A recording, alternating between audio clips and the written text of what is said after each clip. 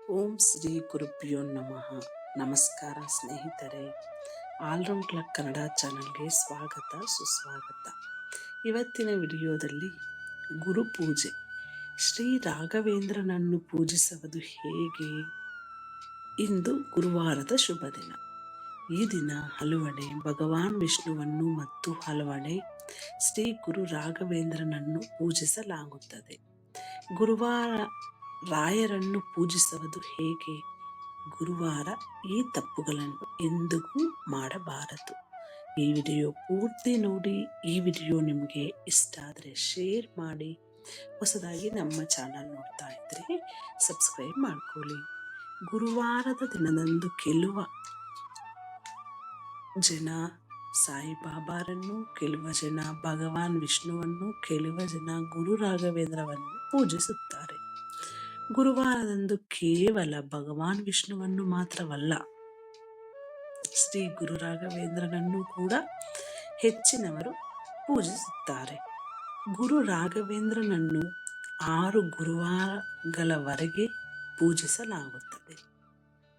7ನೇ ಗುರುವಾರದಂದು ಗುರು ರಾಯರಿಗೆ ಅಂತಿಮ ಪೂಜೆಯನ್ನು ಮಾಡಿ ವಿಶೇಷ ಅರ್ಪಣೆಯನ್ನು ಮಾಡಲಾಗುತ್ತದೆ. ಗುರುವಾರದಂದು ರಾಘವೇಂದ್ರ ಅವರನ್ನು ಪೂಜಿಸುವುದರಿಂದ ಕುಟುಂಬದಲ್ಲಿ ಸಂತೋಷ, ಶಾಂತಿ, ಆರೋಗ್ಯ ಪ್ರಾಪ್ತವಾಗುತ್ತದೆ.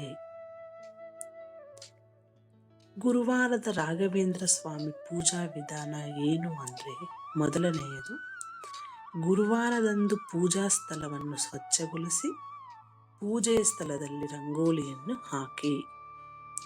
ಎರಡನೆಯದು, ರಂಗೋಲಿಯ ಮೇಲೆ ಮನೆಯನ್ನು ಅಥವಾ ಪೂಜಾ ಟೇಬಲ್ನಿಟ್ಟು ಅದರ ಮೇಲೆ ರಾಘವೇಂದ್ರ ಸ್ವಾಮಿಯ ಫೋಟೋ ಅಥವಾ ವಿಗ್ರಹವನ್ನು ಇಡಬೇಕು.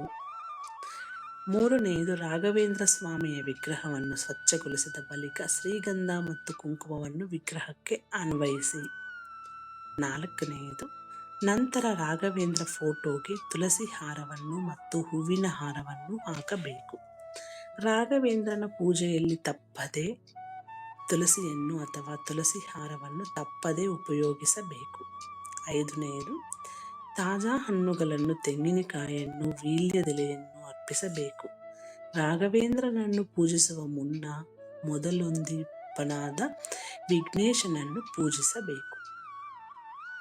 6, ರಾಘವೇಂದ್ರನಿಗೆ ಧೂಪ ದೀಪವನ್ನು ಬೆಳಗಿ ನೈವೇದ್ಯವನ್ನು ಅರ್ಪಿಸಿ ನಂತರ 11 ಪ್ರದಕ್ಷಿಣೆಯನ್ನು ಹಾಕಬೇಕು. ರಾಘವೇಂದ್ರ ಸ್ವಾಮಿಗೆ 11 ಪ್ರದಕ್ಷಿಣೆಯನ್ನು ಹಾಕುವಾಗ ಈ ಮಂತ್ರವನ್ನು ತಪ್ಪದೆ ಪಠಿಸಿ. ಇದು ಎಲ್ಲರಿಗೂ ಗೊತ್ತು. ರಾಯರ ಮಂತ್ರ ಅಂದರೆ, ಪೂಜ್ಯಾಯ ಶ್ರೀ ರಾಘವೇಂದ್ರಾಯ ಸತ್ಯಧರ್ಮ ರಥಾಯ ಚ ಭಜತಾಂ ಕಲ್ಪವೃಕ್ಷಾಯ ನಮತಾಂ ಶ್ರೀ ಕಾಮಧೇನುವೆ.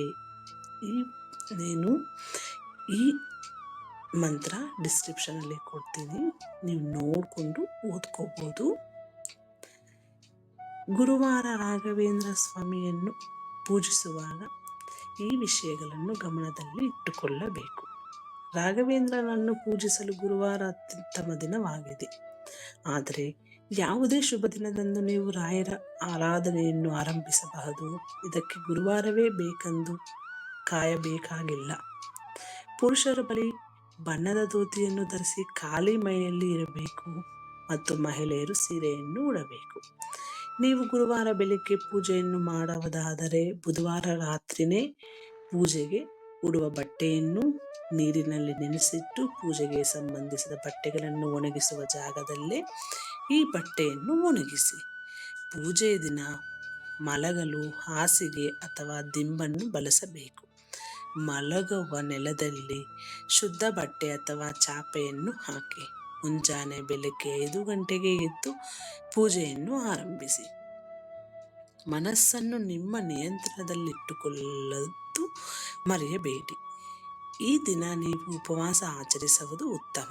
ಸಂಪೂರ್ಣ ಉಪವಾಸ ಮಾಡಲು ಸಾಧ್ಯವಾಗದಿದ್ದರೆ ಹಣ್ಣು ಮತ್ತು ಹಾಲನ್ನು ಸೇವಿಸಬಹುದು. ಇನ್ನು ಮಾಂಸಾಹಾರ ಮತ್ತು ಮದ್ಯವನ್ನು ಸೇವಿಸಬಾರದು. ಮಾಂಸಾಹಾರ ಮದ್ಯವನ್ನು ಸೇವಿಸಿ ರಾಯರನ್ನು ಪೂಜಿಸಬಾರದು. ಗುರುವಾರದಂದು ಶ್ರೀ ರಾಘವೇಂದ್ರ ಸ್ವಾಮಿಯನ್ನು ಪೂಜಿಸುವುದರಿಂದ ಸಂತೋಷ, ಆರೋಗ್ಯ ಮತ್ತು ಸಮೃದ್ಧಿಯ ಪ್ರಾಪ್ತವಾಗುತ್ತದೆ. ಗುರುವಾರವು ಭಗವಾನ್ ವಿಷ್ಣುವಿಗೆ ಅರ್ಪಿತವಾದ ದಿನವಾದರೂ ಇಂದು ಹಲವೆಡೆ ಭಗವಾನ್ ವಿಷ್ಣುವನ್ನು ಮತ್ತು ಇನ್ನೂ ಹಲವೆಡೆ ಗುರುರಾಯರನ್ನು ಪೂಜಿಸುತ್ತಾರೆ. ಈ ರೀತಿ ನೀವು ಯಾವ ದೇವರನ್ನು ಪೂಜಿಸುತ್ತಾರೆ ಅಂತ ಕಮೆಂಟ್ ಮೂಲಕ ತಿಳಿಸಿ. ನಿಮಗೆ ಈ ವಿಡಿಯೋ ಉಪಯೋಗಕರ ಅನಿಸಿದರೆ ಶೇರ್ ಮಾಡಿ. ನಿಮಗೆ ಈ ಹೊಸದಾಗಿ ನಮ್ಮ ಚಾನಲ್ ನೋಡ್ತಾ ಇದ್ರೆ ಖಂಡಿತ ಸಬ್ಸ್ಕ್ರೈಬ್ ಮಾಡ್ಕೊಳ್ಳಿ. ಮುಂದಿನ ವಿಡಿಯೋದಲ್ಲಿ ಸಿಗೋಣ. ಓಂ ಶ್ರೀ ಗುರು ರಾಘವೇಂದ್ರಾಯ ನಮಃ.